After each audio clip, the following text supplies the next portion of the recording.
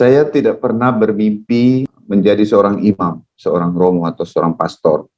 Tidak pernah itu ada di pikiran saya. Malahan waktu saya kecil itu saya terkenal sangat nakal ya. Karena drum band inilah maka saya tertarik untuk masuk seminari.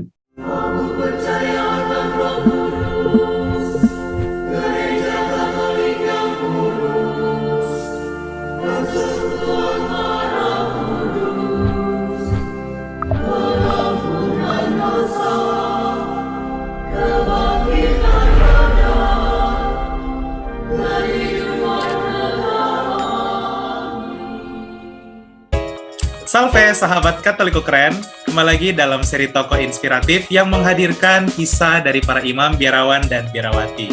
Pada episode kita kali ini kita sudah kedatangan Pastor Engga. Pastor, bagaimana kabar? Halo, selamat siang, kabar baik, Putra. Puji Tuhan. Ya, sahabat Katoliku keren pasti sudah kenal dengan Pastor Engga, familiar apalagi di TikTok, beliau Celeb Talk, Romo Celeb Talk. Yang belum follow juga bisa follow. Nama TikToknya masih Romo Engga kan, Pastor? Atau udah ganti? RD Engga Kondios. RD Engga Kondios. Jadi buat sahabat Katoliku keren yang belum follow, jangan lupa follow.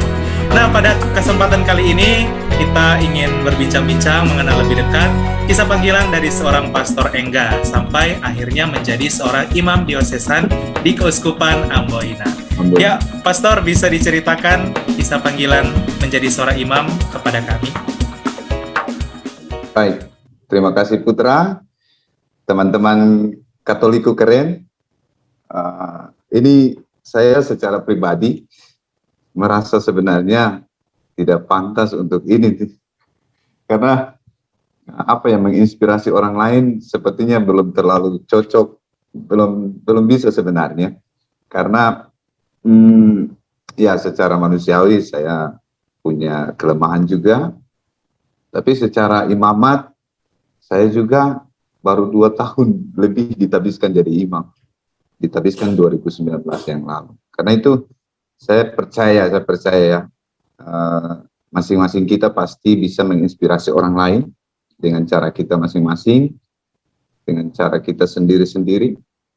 Tapi di sini di channel Katoliku Keren ini saya hanya mau sharing. Kalau memang itu menginspirasi, syukur kepada Allah. Kalau tidak juga, terima kasih saja. Oke. Langsung saja, cerita menjadi seorang imam. Secara jujur ya, saya tidak pernah bermimpi waktu kecil ya. Waktu kecil saya tidak pernah bermimpi untuk menjadi seorang imam, seorang romo atau seorang pastor. Tidak pernah itu ada di pikiran saya.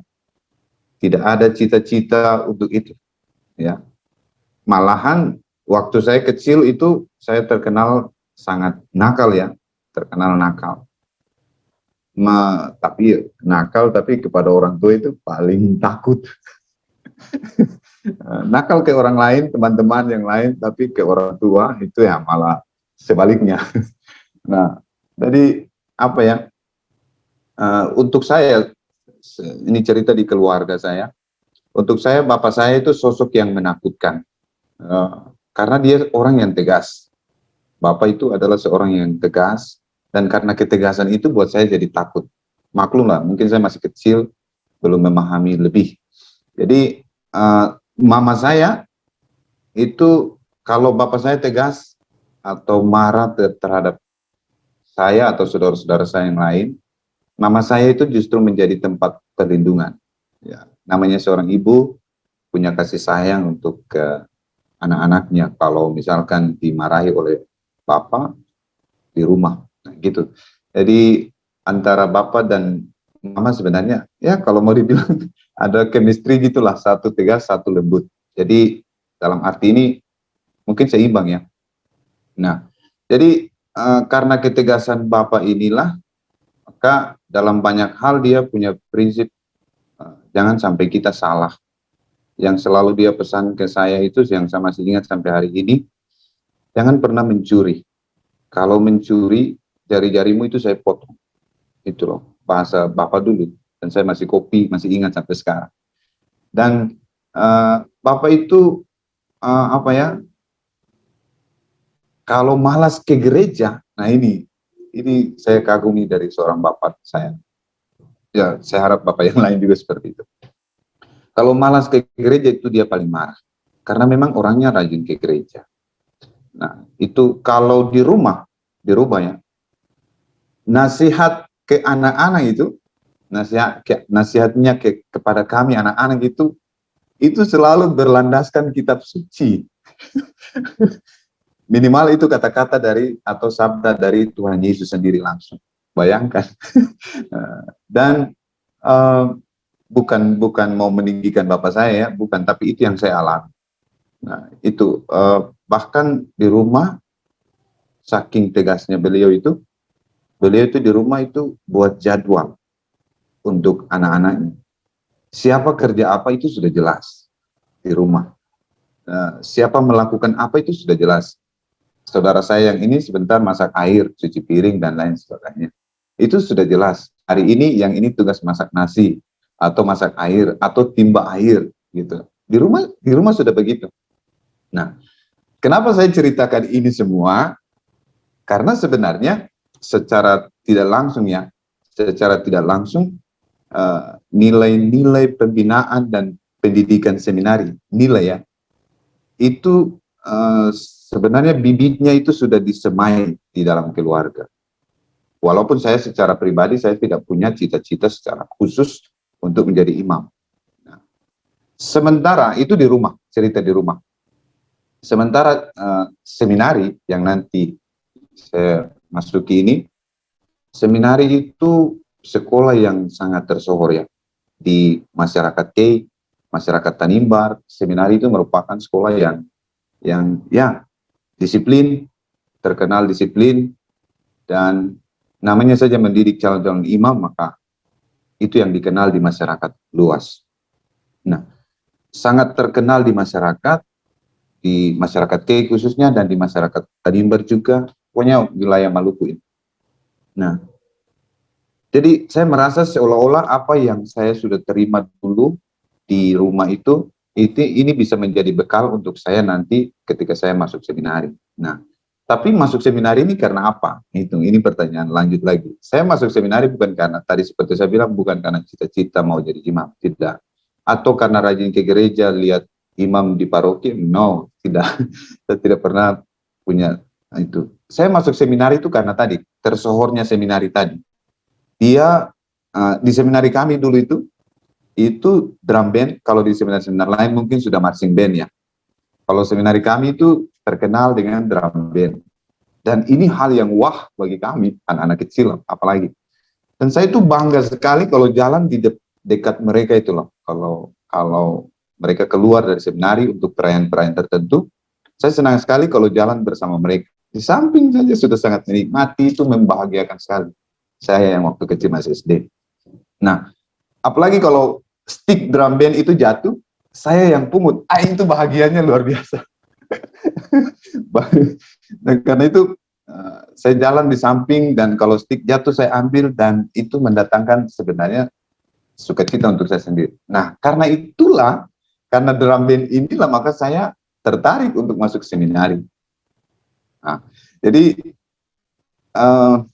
masuk seminari itu bukan karena cita-cita menjadi imam, bukan karena mau jadi makan enak, bukan karena mau apa, no, karena itu murni karena apa, alat drum band tadi itu yang tersohor sebenarnya juga itu. Jadi saya masuk seminari karena itu. Jadi saya bersyukur apa yang saya alami dulu di rumah, ketegasan Bapak, aturan dan semuanya yang saya alami di rumah itu sebenarnya secara perlahan-lahan juga, secara tidak langsung itu membantu saya ketika saya berada di seminari. Nah, waktu tes seminari saya tidak pakai lama-lama. Saya langsung mendaftar di Ibu Guru, masuk. Saya mau masuk seminari karena saya mau main drum band tadi. Nah, nanti sampai di sana baru saya merasakan betapa apa yang saya alami di rumah ternyata itu juga membantu saya untuk bisa menyesuaikan diri di seminari Langgur di Kei, Maluku Tenggara. Dan ketika 6 tahun berada di seminari menengah, itu kami mulai SMP, seminari SMP dan SMA. Santo Yudas Taddeus Langgut di Kei Kecil. Nah, ini saya secara pribadi merasa sebenarnya tidak ada rintangan yang berarti lah. Tidak ada godaan-godaan juga untuk mau keluar dari seminari waktu itu. Semuanya baik-baik saja. Saya juga merasakan bahwa yang dulu ada di rumah saya temukan juga di seminari, dan itu sangat membantu. Saya merasakan persaudaraan di antara kami, teman-teman seangkatan, terutama teman-teman angkatan lain yang di bawah dan di atas juga ada, tapi lebih kental itu ya, teman-teman angkatan sendiri. Dan ini sebenarnya semua yang turut membantu, mendukung saya untuk tetap berada di seminari menengah waktu itu. Dan dukungan keluarga juga luar biasa, sangat luar biasa. Tapi saya juga mau bilang bahwa ketika saya melihat orang tua saya berkorban untuk menyekolahkan saya di seminari, di situ hati saya tergugah.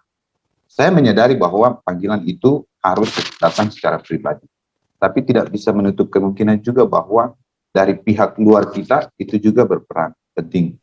Artinya apa yang orang tua saya cita-citakan, mereka punya cita-cita supaya saya juga jadi imam. Itu sukacita mereka.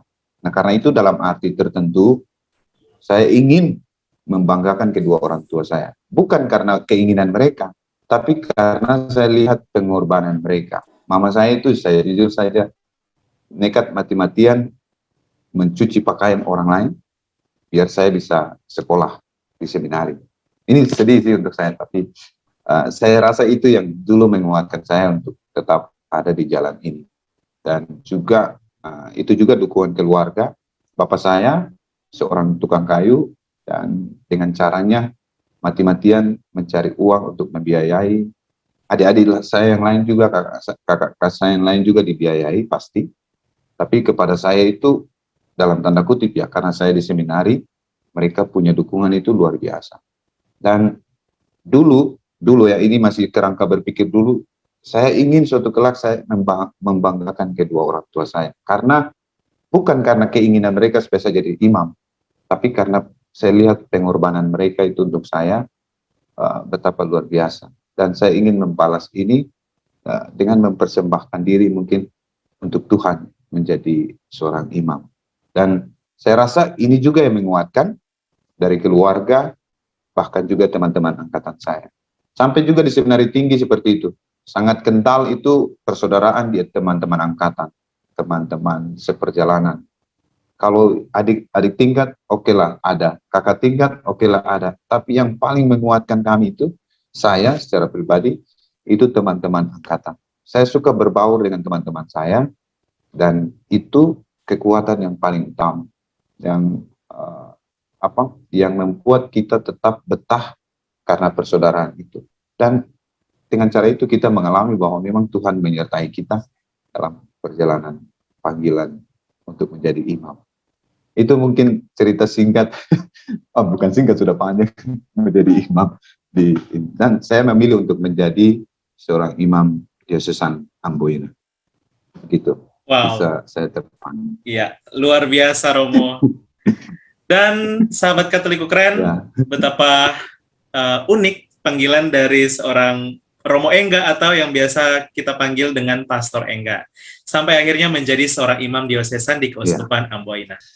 Ada seorang bapak itu, dia sudah tua dan sakit-sakitan. Dia sangat merindukan menerima komuni kudus.